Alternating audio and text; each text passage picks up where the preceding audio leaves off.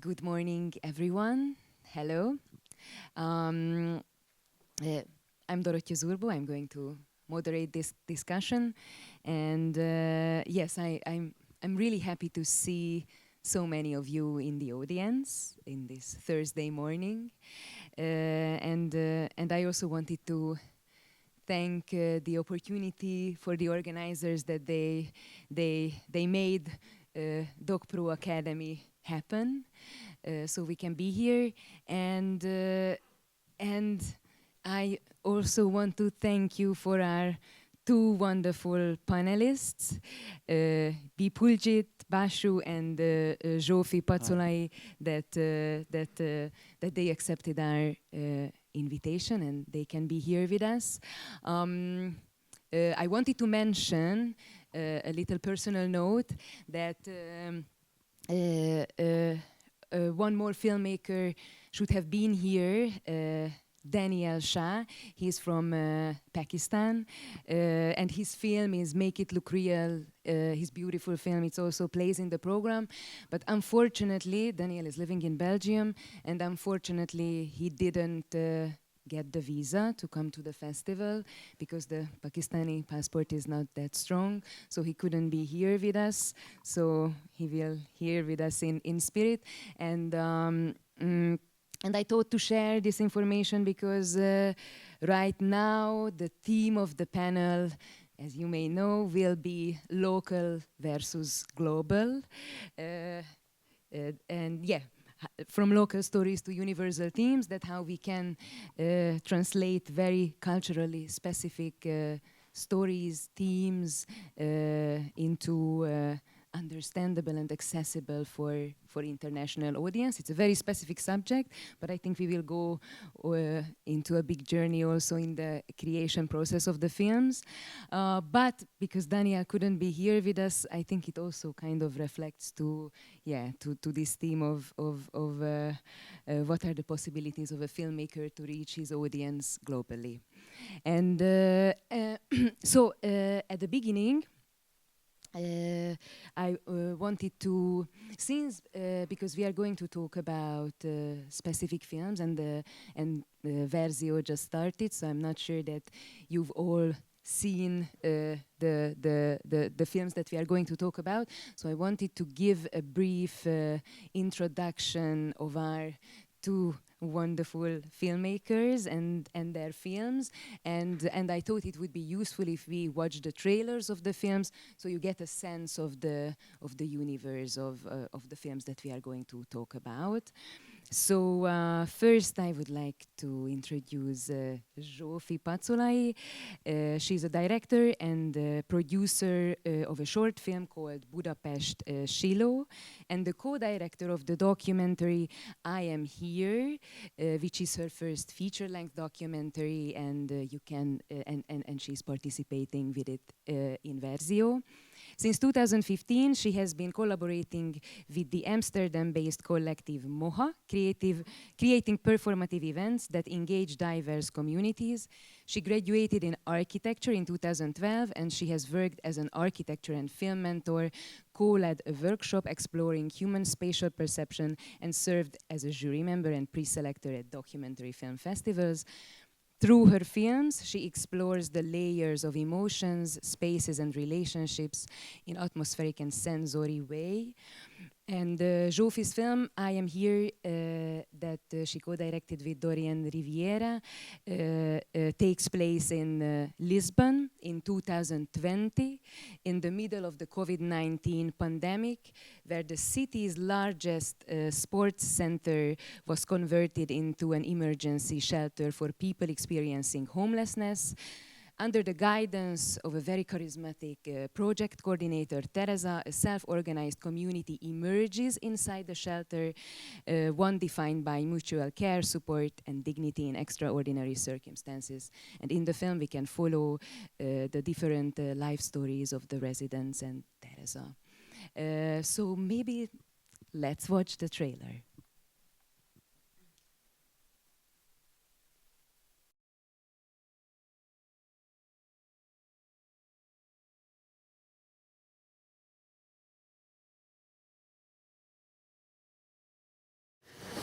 Aqui é a sua camarada. Qual é que é o seu número? 75. 75? 75, pelo menos é o número que ele me deu. Exatamente, esse é o número da sua cama, que é ali ao fundo. A maior parte dessas pessoas estão a ir embora, portanto estão a ter respostas, e estão a entrar outras pessoas, e há aqui pessoas que são bastante novas neste espaço. Este espaço não é um hotel. Este espaço é um pavilhão desportivo que foi minimamente adaptado para estarmos convosco e vocês estarem aqui em contexto de Covid.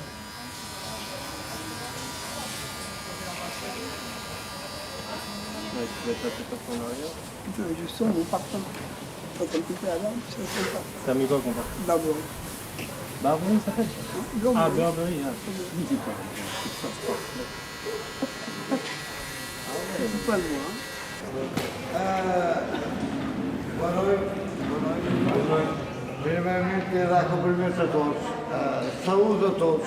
E eu gostaria de saber, falámos no quarto artigo que era falar no setor e futuro de cada um, a nível de cada um aqui dentro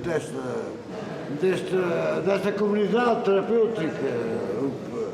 E eu gostaria de saber qual é o futuro de cada um aqui dentro, se é saúde, se é abandono.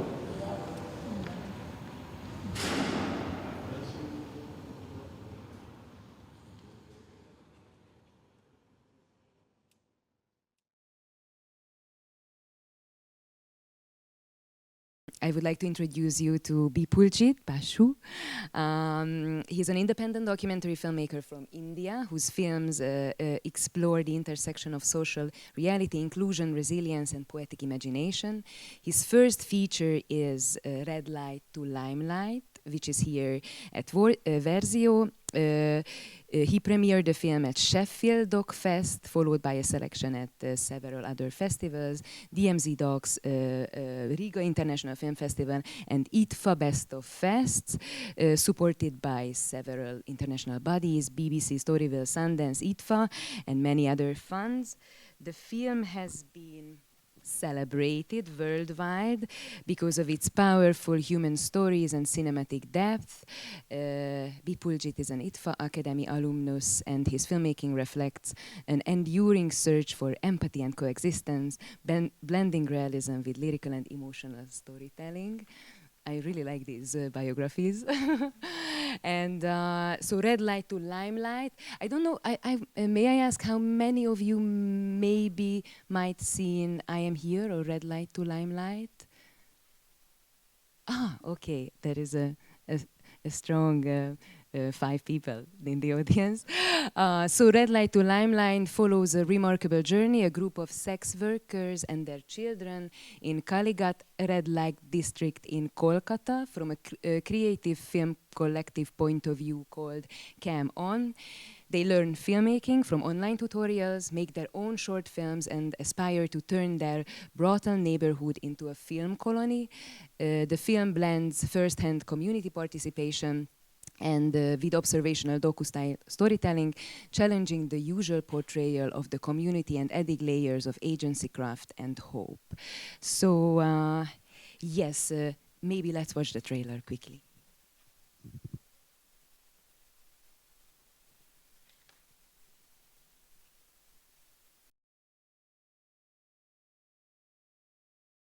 এটা একটা story পুরোটা গাছের মধ্যে দিয়ে আমাদের পুরো সমস্ত জিনিসগুলোকে দেখতে থাকি।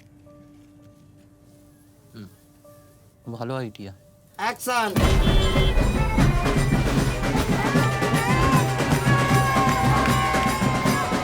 এই যে আমাদের কেমন ব্যাপারটা হচ্ছে আমরা আবার একটা সিনেমা করব। ভালো লাগছে না তোর? হ্যাঁ। মা তোকে হোস্টেলে যেতে বলেছে? আমাদের ওখানে একটা মা আছে, মা চরিত্র।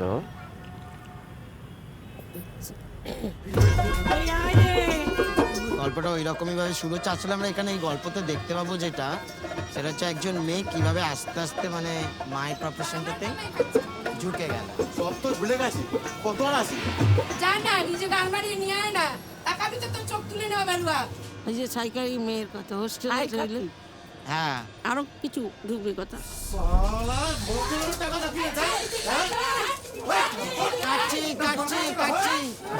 মারামারি হয়েছিল। কালকে নাকি বলেওছে যে বেশি মারামারি করলে নাকি তোকে মারবে আনাতাম। বলছিল মারবে,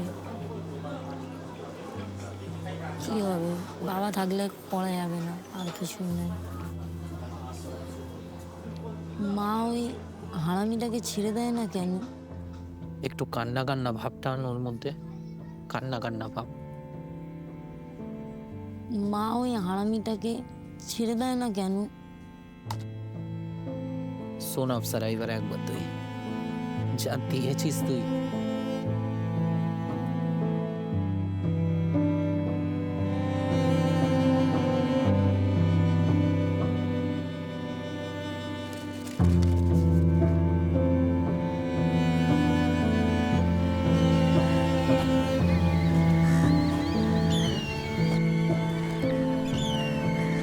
রিল্যাক্স কিন্তু।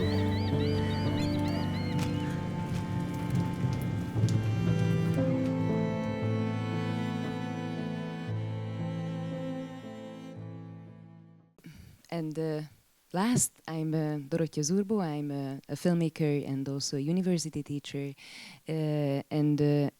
Actually, I'm teaching in an international documentary master called Doc Nomads, where 24 students come all over the world and we study documentary for 2 years. I also graduated in the first edition of that program, and Zsófi graduated in the 7th edition of the program, so we know each other very well.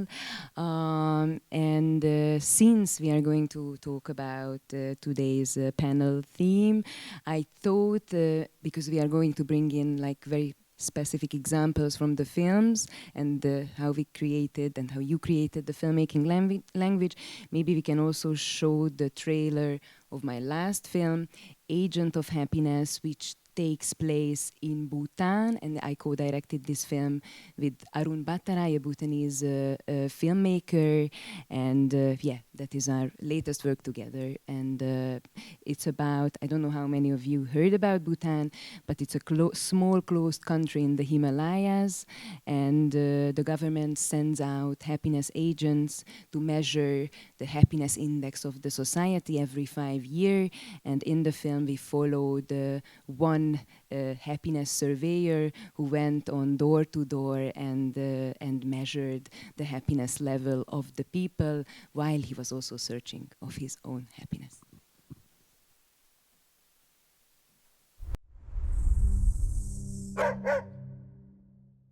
Khacha chamchi chi gamchi sem gadi dei. Dace de ganna se sem gaide darchi chi gachi. Hani dream de. Ni so na jumba de mola na habu. So ni so na juda lula. Kilo gamchi aslo. Dipcha jila. Dampara tekta hila. Mila. Mobile দিও, Mogal ti. Relay Kare mila. Dani chiji da chidi. Tenga chigi ke khap di gamchi kha to duga. 제가 그 영어 소적기 시작이 랑기 람르스 인세 그게 주거기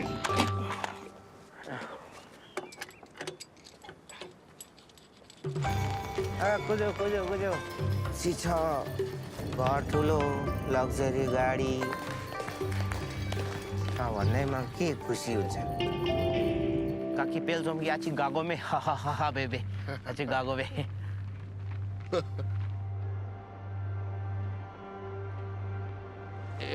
एउटा girlfriend छ नि त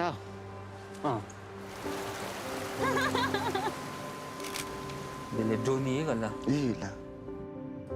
cho nên sớm chơi đi được à? Em đi cho ông đi xí chạy mà nó thuru nhà làm thông này. 니랑 마로데스 통한 배달 와이니 밤 수관 섬지면 강이 핀체데스랑 섬지면 가세. 안지았어. 나도 다니는 거지. 정도도 간다. बेसी होइन एउटा छोरा र एउटा छोरी हुँदा नि बुढो पनि हुन्छ होला सक्दिनँ होला त्यहाँदेखि त पाल्नु भने होइन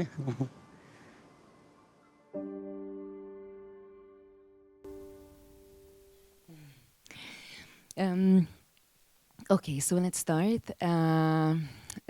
After this very long introduction, so I watched the both of your films yesterday, and it was a really touching and beautiful experience.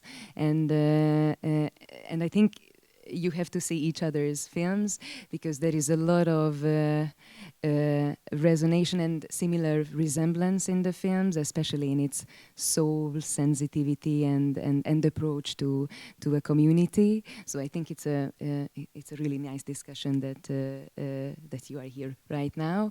And before we dive into the very specific subject, I wanted to ask both of you if you can maybe quickly tell us, how did you discover documentary, and what do you enjoy in the creation process? Maybe we can start with you, Zsófi. Hello. Hi, everybody. It's nice to see you here, and I'm happy to take part in this very nice conversation. Hopefully it will be great. Dori mentioned that I finished architecture studies in Budapest, and I was working as an architect for some time, not for so long, because already during my architecture studies I was spoiled with some contemporary art courses and taking part in an artist group's performance work, and that somehow detoured me slowly towards performing art, and I was deriving towards that direction, away from architecture, and then I spent some years in Amsterdam. I have been part of an artist group called Moha, and with them we have been working a lot with communities, with very different communities in the urban landscape. We have been working with street cleaners, with also communities who are experiencing homelessness. We've been working with the elderly home, or like different, very different communities. And usually in this process, we spend a lot of time with these communities, from month to month. Every week we had like a routine, like how much time we are spending with them. And at the end of this process, usually there was some kind of a performative outcome, like an event that we organized together with this community. And we invited also different audiences to join. And sometimes it was in the frame of a festival, or like just like an event for ourselves. So it was very different. But I think that my kind of interest in taking part in this kind of, I don't know how to say that, but to enter into communities, this is coming from there. That this time when I lived in Amsterdam, I had the experience of going to IDFA Festival, the documentary film festival of Amsterdam. And of course I didn't know anything about it, but my friends took me, and then I remember the moment when I've seen some films there, and I thought, oh, this is exciting. I think I could do this. You know, you are traveling, you are like meeting people, and then you're kind of making a story out of it. And then we are there, and our hearts are so touched by watching this film. So it felt really, or it really moved me. And we also thought with our performance group that it would be great also somehow to how to say that, keep or to respond to our experiences with a different medium, like film medium, and not just like the momentariness of performance, but to preserve somehow. And then I started to document our work also. And so this was somehow the inspiration. And then I've heard at this time about Doc Nomads, that Dori mentioned that she's teaching there. So I applied, and they accepted me. And then this was the moment when I left Amsterdam, and I left everything else, and then I immersed myself into documentary. And I had no idea what documentary is, actually. I was shocked in the beginning that documentaries are directed, and I really struggled in the beginning to make any films. What is a story, you know, like what is a narrative, how to construct these films. But I fell in love with it from the beginning. I felt that I prepared for this for my whole life. because this is like containing everything, you know, meeting people, spending time with people, but also translating these encounters into something, into a film. So yeah, somehow I think that's the brief story. Thank you. Bipuljit? Hi everyone. I would say that myself is an accidental filmmaker. I would say, because I hadn't had any plan to make film, or I hadn't had any plan to get engaged in filmmaking. If, to be precise and to be honest, if I had not met this wonderful brothel community, I wouldn't have never become a filmmaker. The community, the sex worker community, we would call them mothers, brothel's mother. So brothel's mother and their youngster children who are running a film production house inside a brothel. They had a lot of influence on my filmmaking career, on my filmmaking life. I would say that they had awakened my emotion. They helped me grow as a human being. They shaped my vision, and trusting their collective intelligence made this film possible. And if I like to see my near past, I would say that in 2016, I met a severe train accident. 2016, and it caused a lot of toll on my health, and that led to some kind of disability, and I lost my confidence completely in 2016. In 2020, incidentally, I met this wonderful community, and I saw a group of underground storytellers who are coming together to form a film production house, and they make their story themselves on their emotion, on their agony, on their wounds, on their ecstasy, are part of their filmmaking, and they make film out of joy of storytelling and upload them on YouTube. When I saw them, I immersed into their world, and over 4.5 years, I lived with them. I witnessed their agony, their wounds, their happiness, their creative drive very closely, and as I understand their vulnerability, they also sensed mine, and that's how they opened their deepest truth to me, and I decided to make film, Redlight to Limelight, a feature-length documentary on them. So it's completely, Redlight to Limelight is completely, you know, is a shared journey that the film has been made by knowing each other, completely by knowing each other. As a director, they also knew me, and I also, you know, discovered them, their inner self, their inner lives. And that's how the film has been made, and I became a filmmaker. So that's why I would call, I'm a completely accidental filmmaker. If I hadn't met them, I wouldn't have become a filmmaker ever. I did not have any aspiration to make film or to get engrossed in filmmaking. Just because I got the pulse, I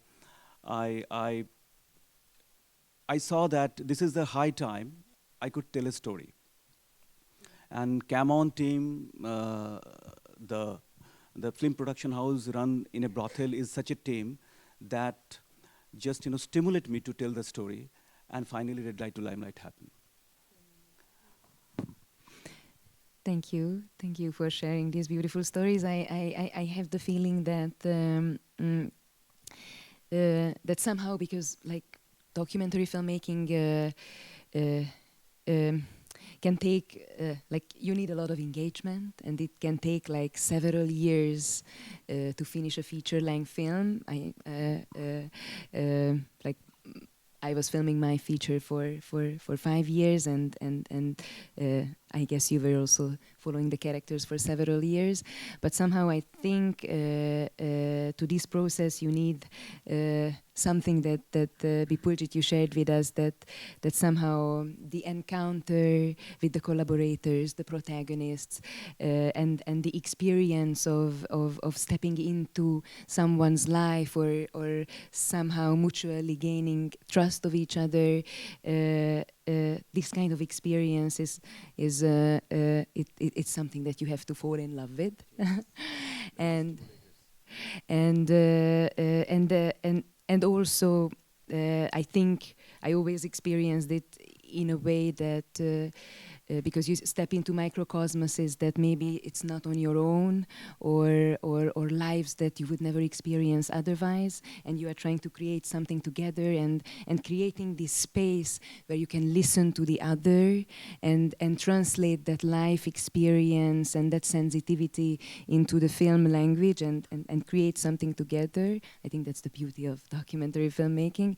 But I think everything starts with this instinct that you already started to tackle, Bipuljit, that I would be really curious, Zsófi, from you, that how do you, because I know that it's an instinctive process, but how do you choose a subject? How do you choose a community, a character, a life situation, a microcosm that you want to kind of bind your life for years to do a documentary? Or if you can say a few words about how did you find the NGO and Teresa, your main protagonists in the film? So it's a very specific story, and probably all of these documentaries are very specific stories because it was not my motivation to make a film. At this time, it was during COVID, and we lived in Lisbon because we were finishing Doc Nomads actually, and we were at home most of the times. And I felt frustrated that I'm not connecting to the city and to its people, and I somehow thought it would be great to do some voluntary work. And I asked around from my local friends, and they suggested this place that just opened, I think in April or something like that, 2020. When was the COVID? Yeah, 20. Yes, and then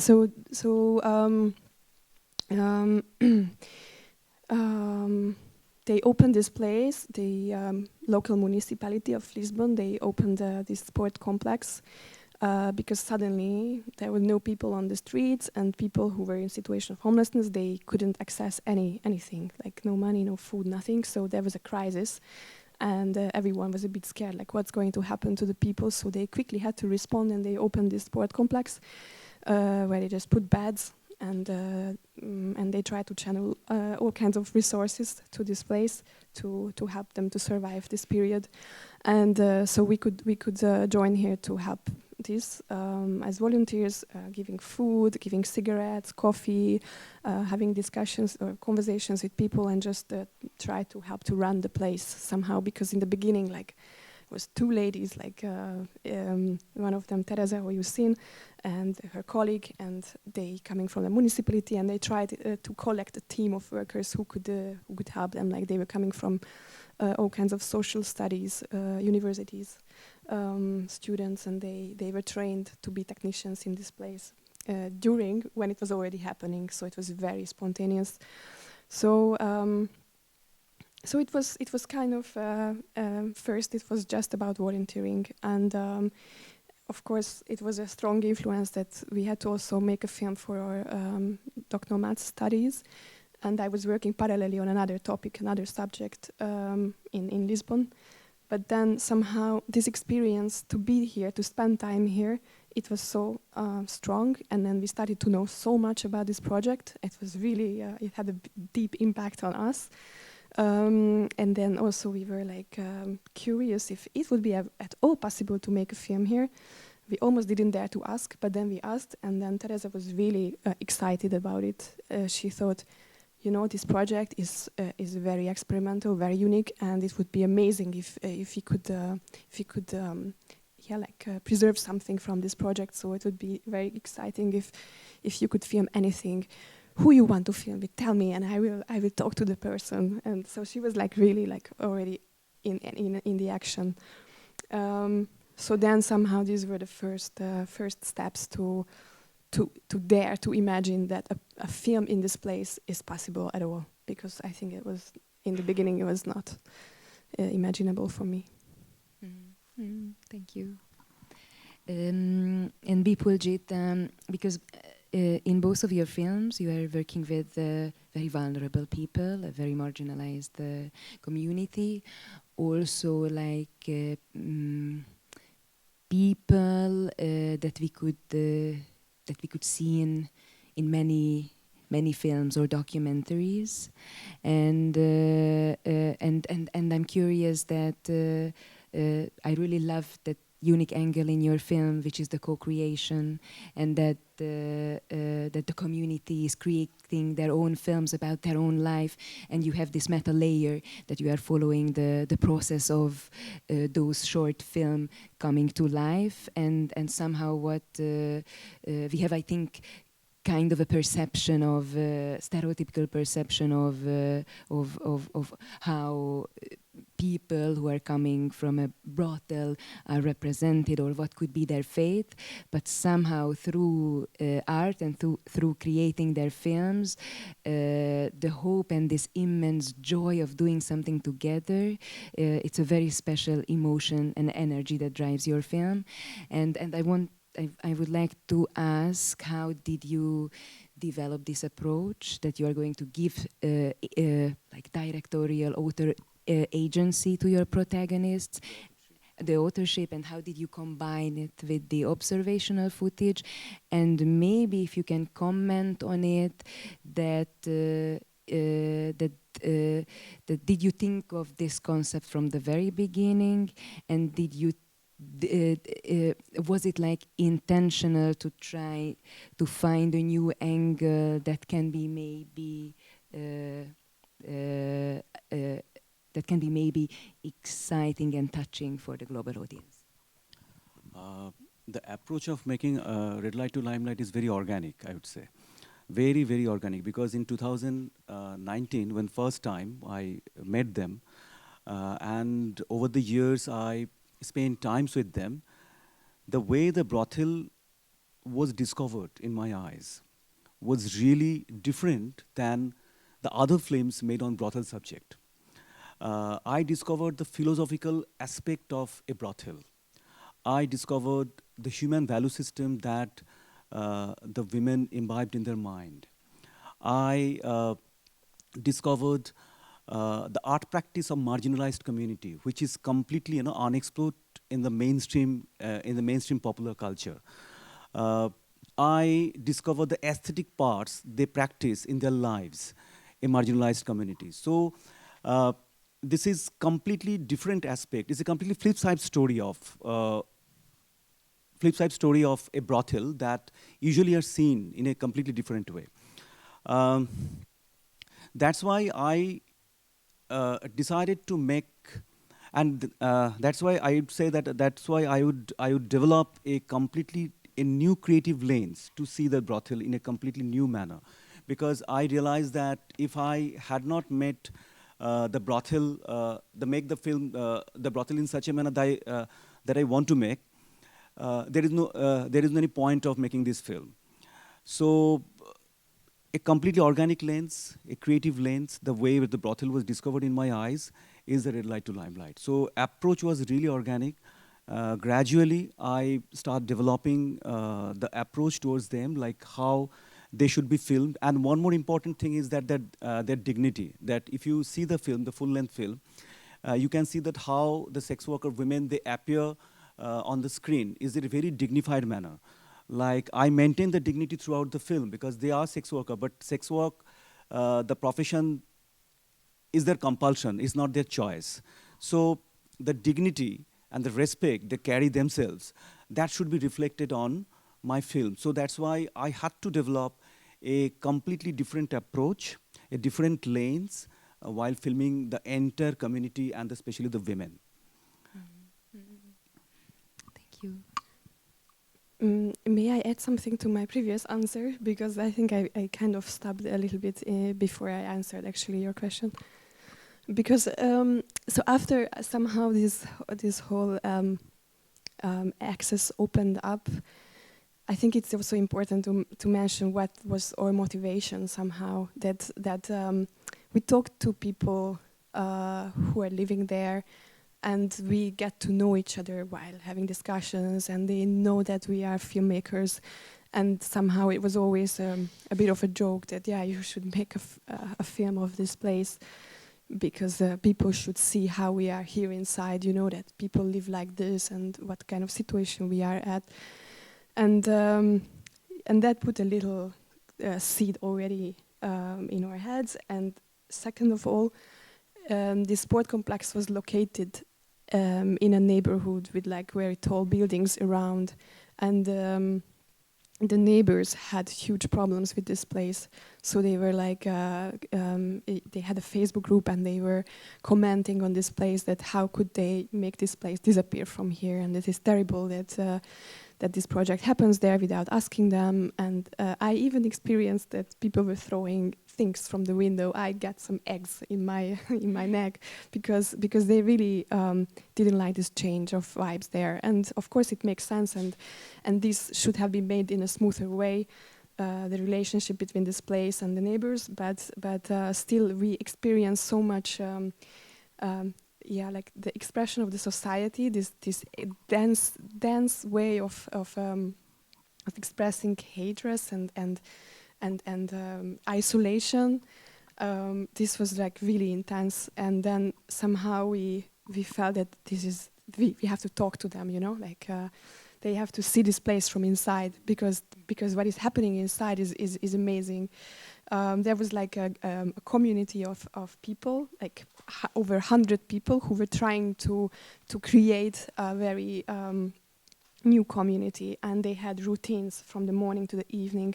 They had gatherings. They were discussing to each other how to live there together, and this was really unexpected. Like you cannot imagine that people who are usually living in an isolation coming together, and from nothing they try to manage themselves like this.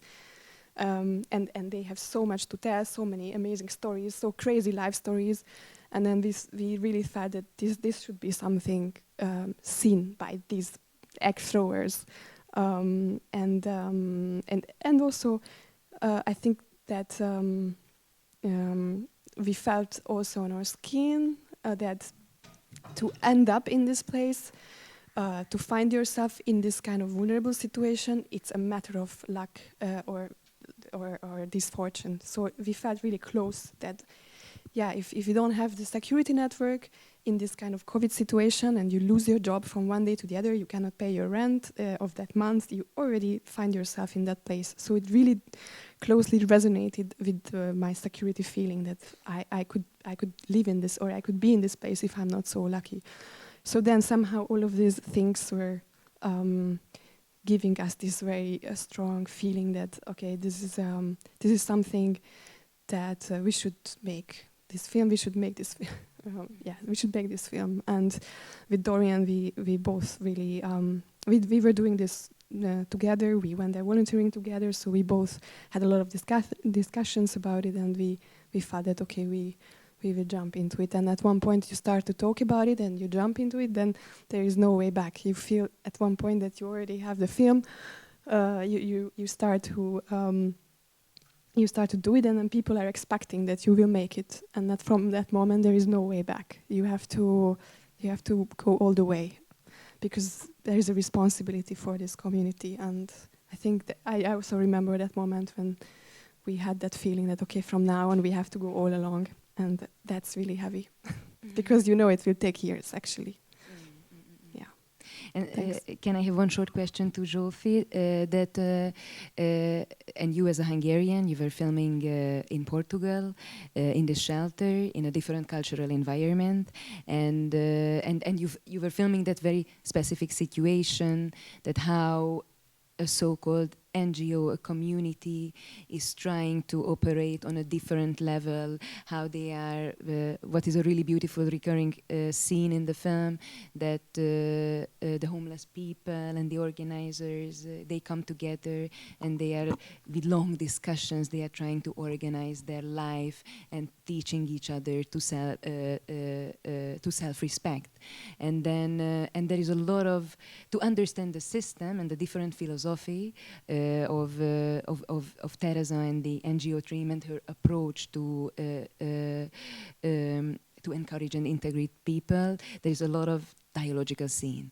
But you and Dorian are not Portuguese, so how did you navigate in this space to understand the very local specificities?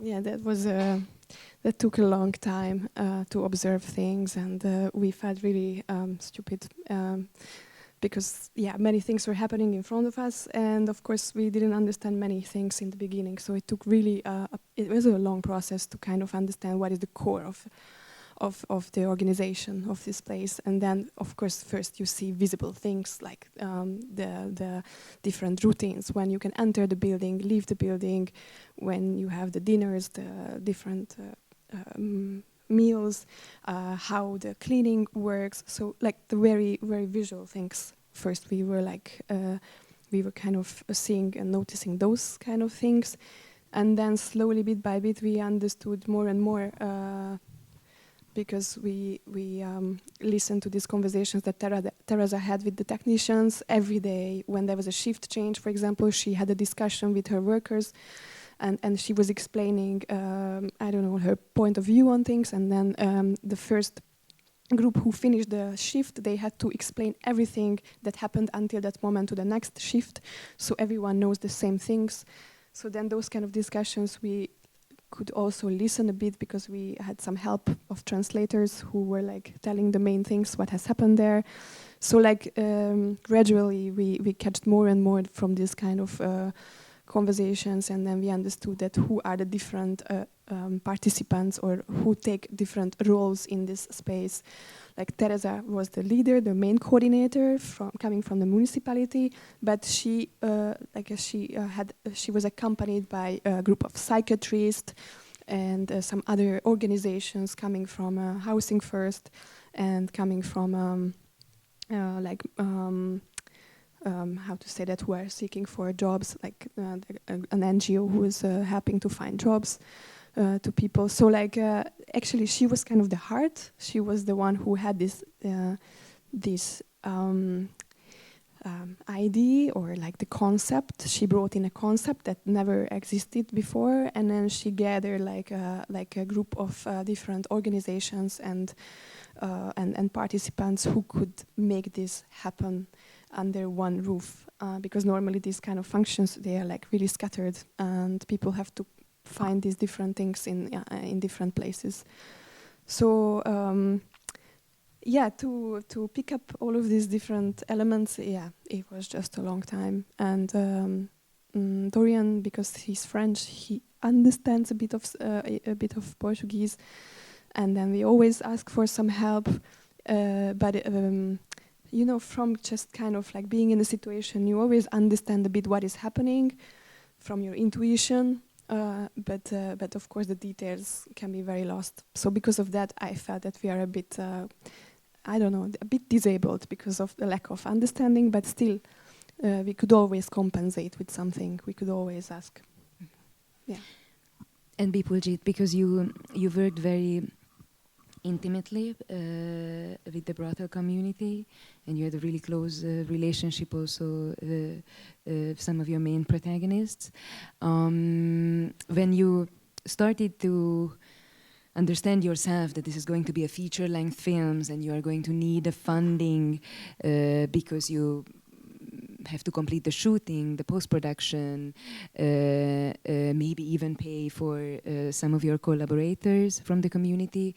Then you have to enter the international market, you have to write applications, and you have to think of a film that can speak and resonate with an international audience.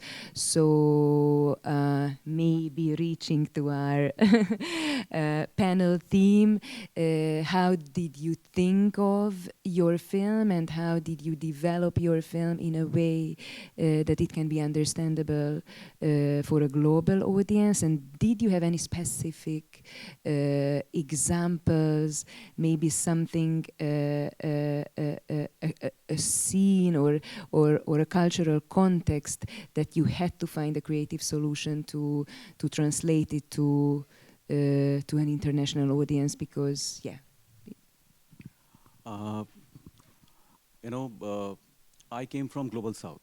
I came from India, and geoculturally, Global South is completely different from the rest of the world, like other Asian part or European or North American part. And when a filmmaker choose his or her story, all stories are local initially. The ethnicity, the issues, the characters, all are local. But gradually, the local story gets a global shape.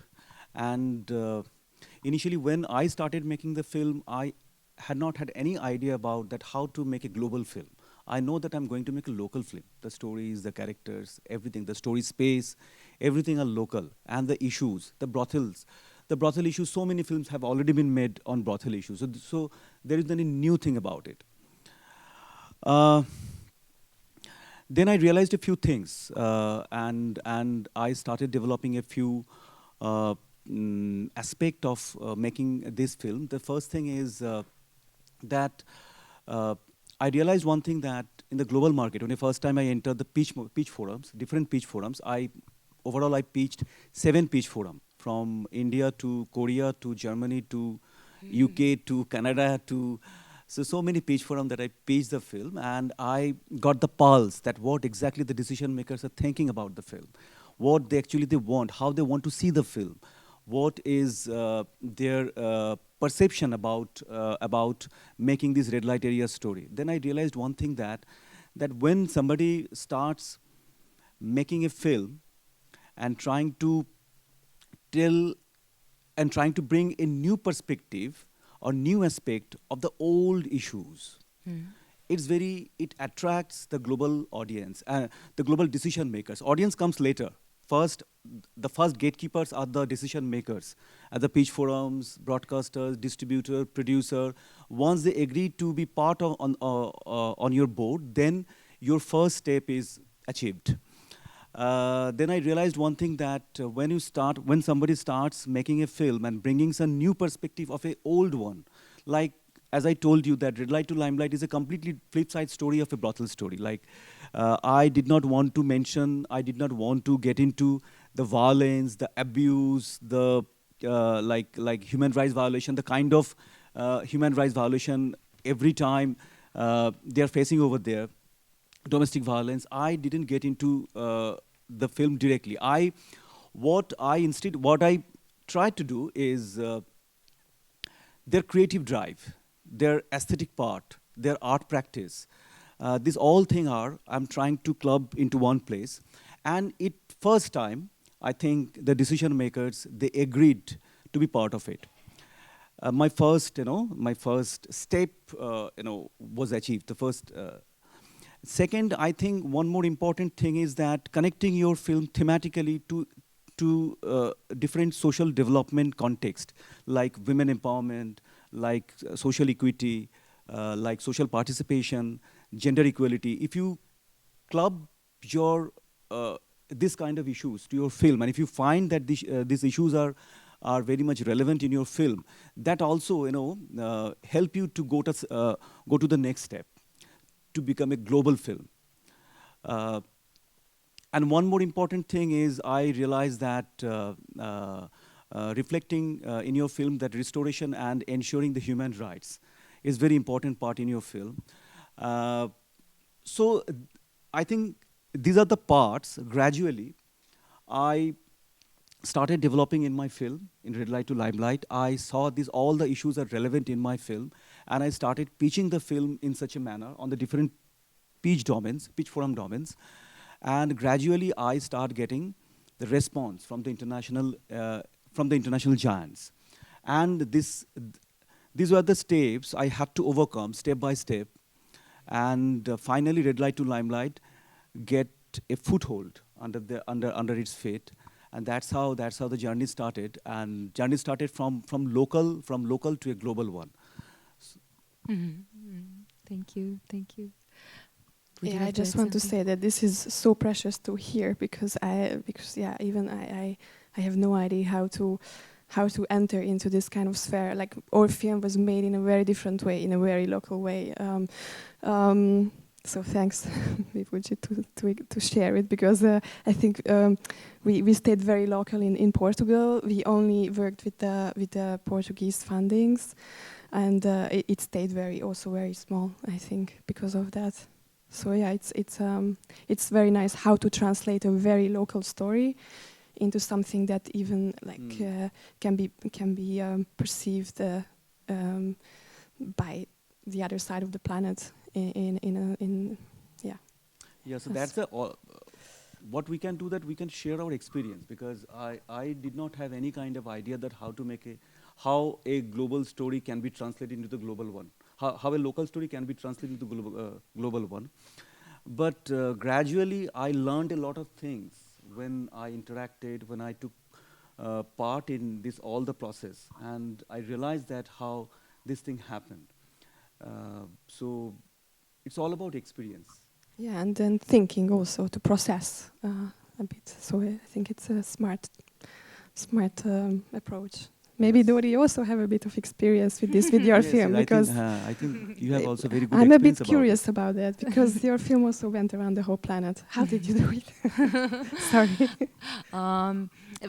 I think it's really nice to hear your experience, because I think this dynamic is interesting, because when you start a documentary and you engage with someone, or you find a community or a person that you are so curious that you are not thinking about the global market, but you are driven by your passion to connect and maybe to create a film together. But in this long process, also taking responsibility for the production and entering the international market, you really have to, I think, rewire your brain and start think about how the film is reaching a global audience, how the marketing will work, what is my message to the world. You keep on, and especially if you're doing the financing, you have to participate on lots of workshops where you meet with a lot of film professionals and international mentors, and they ask questions and they try to help you to think of all those things that can make a successful film. But obviously you don't start with that intention. And I think many times we for example, with Agent of Happiness, it was my third film, and the idea was coming from from different places from me, but from the very beginning, it was a little bit conscious and conceptual in a way, that from the very beginning we knew that we want to do something with the National Happiness Survey that the country does, the government does every 5 years, and they send out these happiness agents who have an official suit, a hat, and they go door to door as officials, and they ask questions about their emotions and how they feel. And the entire situation had some kind of absurdity, but I think because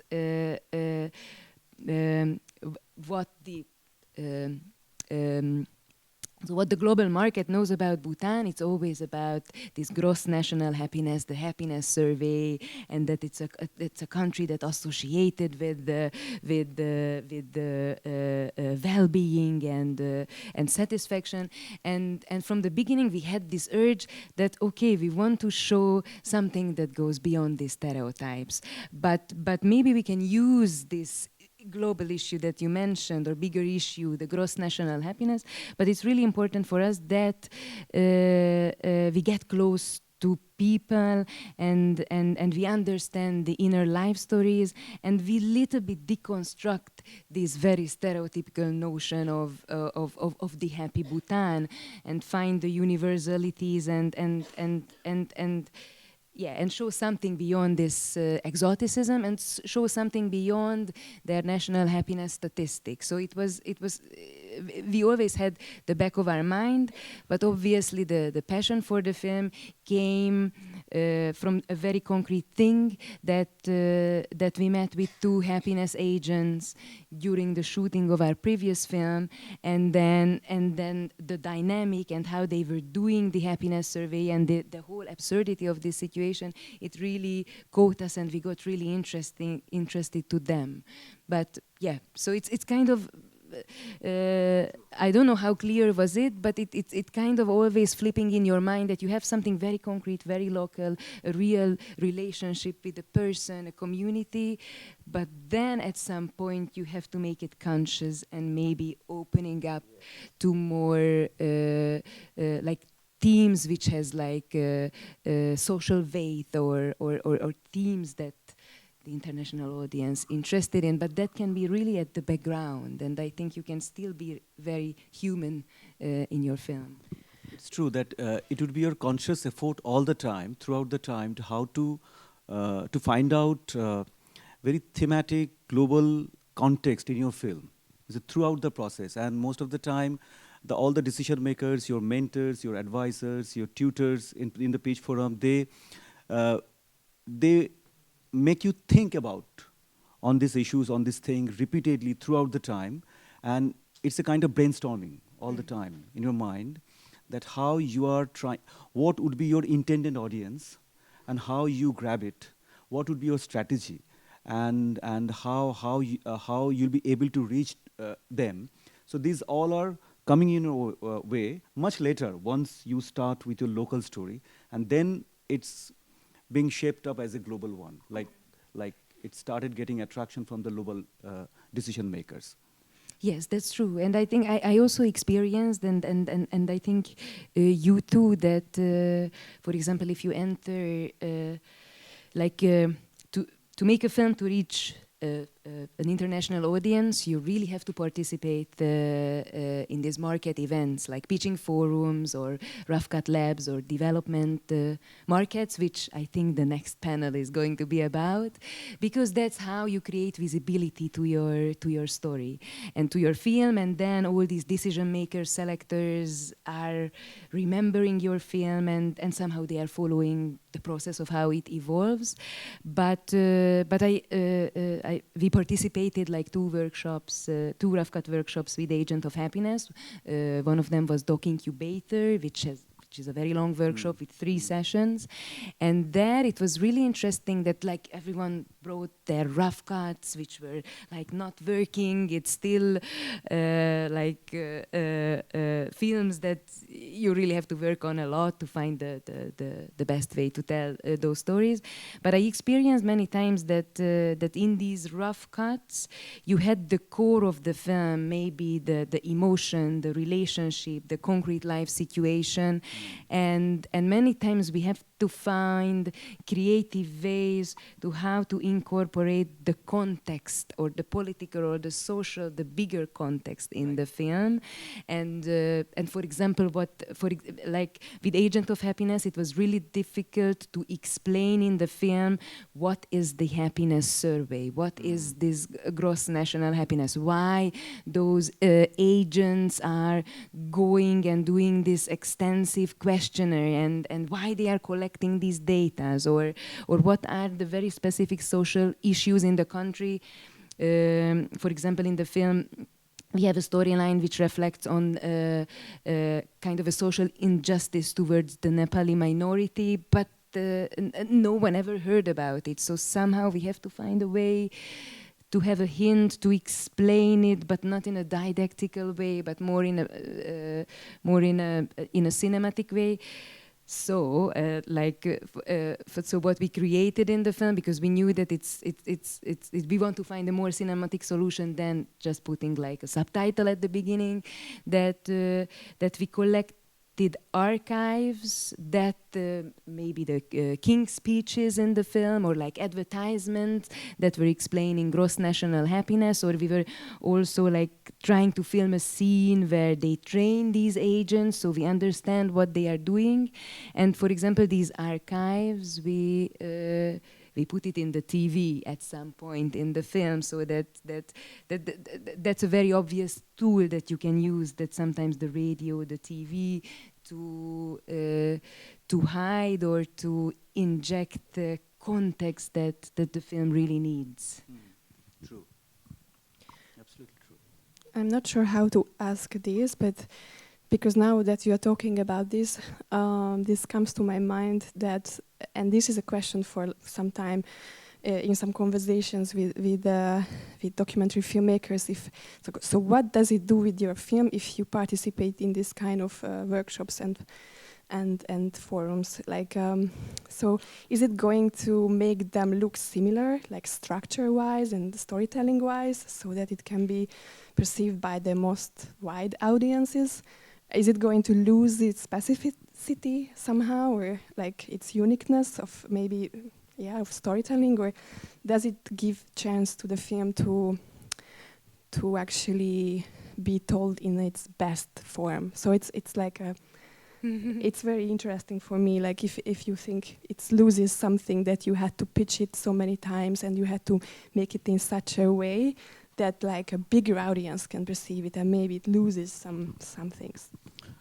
To me, you're right that when you are coming across so many decision makers, tutors, mentor, advisor, and sometimes you may find that they are speaking quite opposite to each other, like with the same film, but they and sometimes it creates some kind of confusion. But I think as a filmmaker, you have to keep your eyes and your eyes and your ear quite open, and you have to be very much focused at what you want. So many decision makers will come. They will give different kind of opinions, but you have to choose. You have to go by only those one that you feel quite close to your heart. Like, and that's the, I think, discretion of a filmmaker, that they have to take. He or she has to take a decision that which one he or she should go by.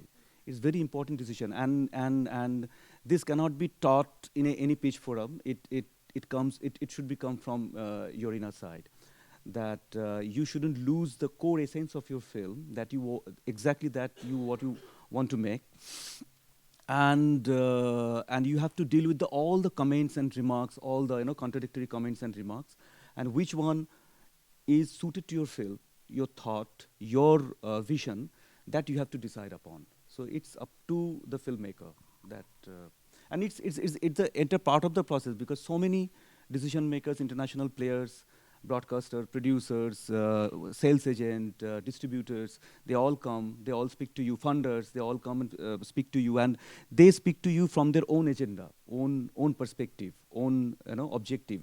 It's quite true. It's quite right too. But you have to choose your decision, that which one you should go with, which one would be quite beneficial to your core idea, to your essence of your film. I truly agree with that I think you get so many opinions in these workshops, and you can find the truth in all these opinions. But I think if you, I don't know whether you experience that, but I think if you participate with a strong theme in these workshops, like you have a strong relationship with your producer, your editor, your creative partners, then you can always really remind yourself what was the core and what was your initial artistic intention. And I think in these workshops, that is the work, that you hear a lot of possibilities, opinions, how you should change the focus of the film, you should strengthen maybe the political side, you should strengthen the story of that protagonist, but you have to decide which opinion resonates the most with your core artistic intention, and that's a hard decision, because we, in these workshops, we tend to want to satisfy everyone and then believe that this will give the solution to the film. But I think it's important to remind yourself. Maybe because I think we are running out of time, I would like to and then I will give the floor to you, Zsófi. But I would like to ask you whether any of you have questions regarding the films or developing a project.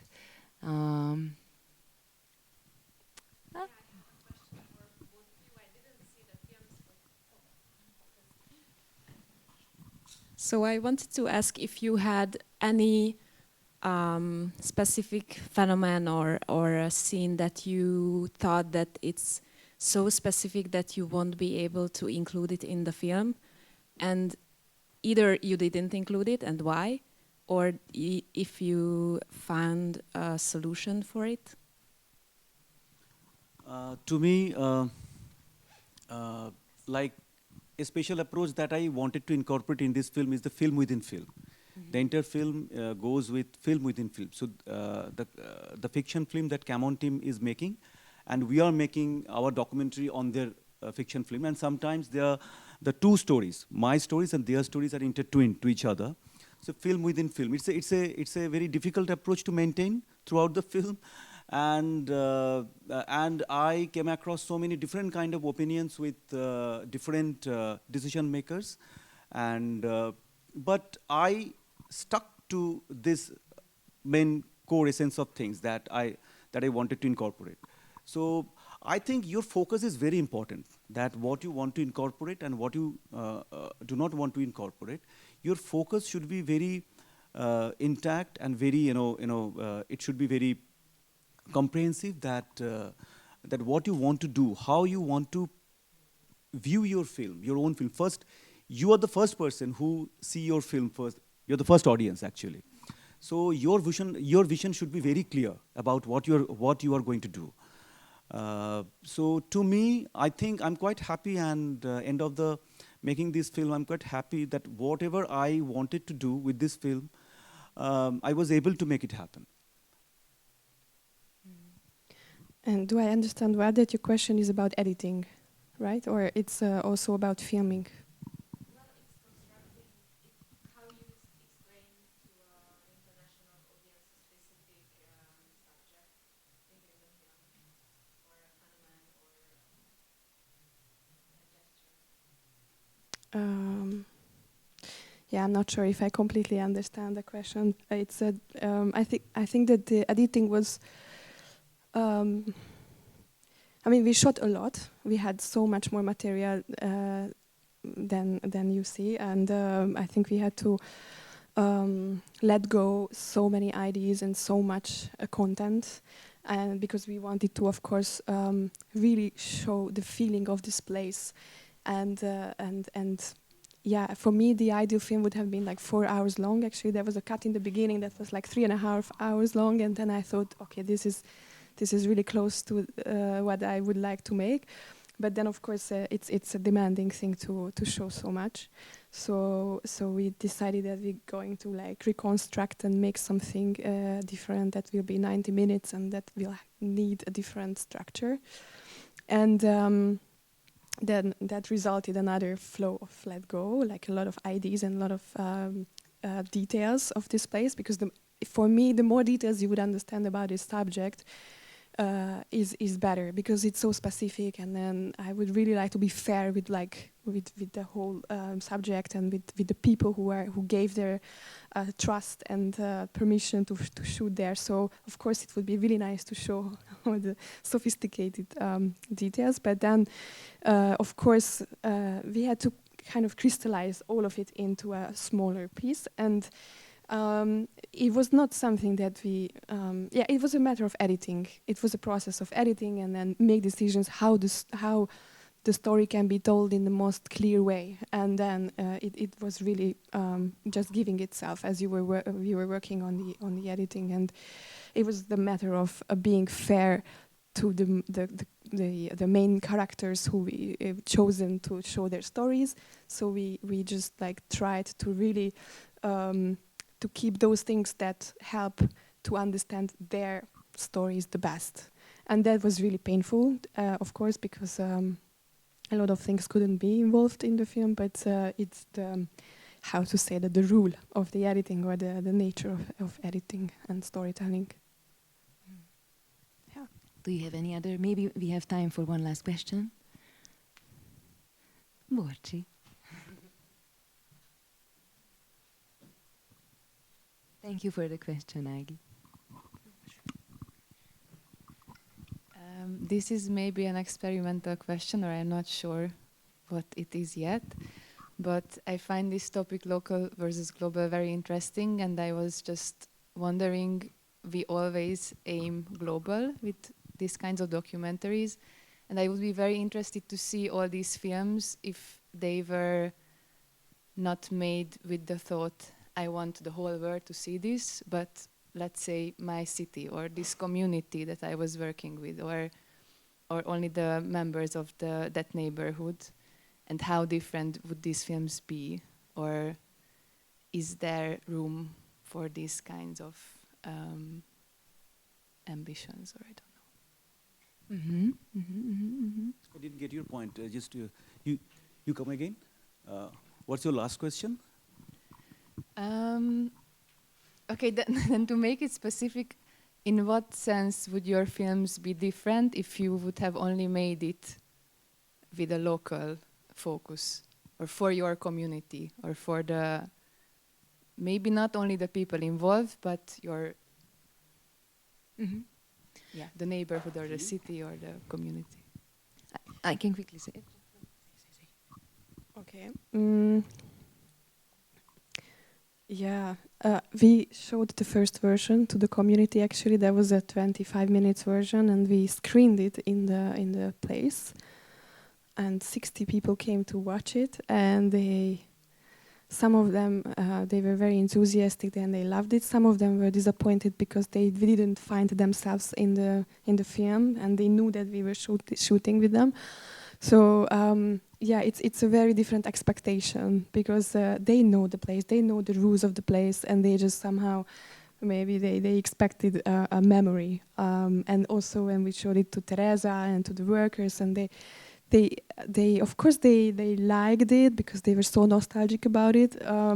But they also missed a lot of other things that was happening there, because for them, yeah, like this is a year of experience with like so many memories, so many things, and this film is just like really an essence, a translation of that place to people who haven't experienced it. So yeah, I think the film would be like more like a I don't know, like a mosaic of the life there, without any narrative, without any connection of the scenes to each other necessarily. It would be just like, this kind of traces. Yeah. I can agree with Zsófi that I think like narrativization, like creating a story, that's something that that is a requirement, that especially if you want to do these global documentaries, that it's a strong story, a strong character, and I think it's a little bit a Western point of view, that it's like the classical storytelling and dramaturgical rules are reflected in the film. And I think when we were working on Agent of Happiness, or when we work in the films, I think you have to find this kind of balance that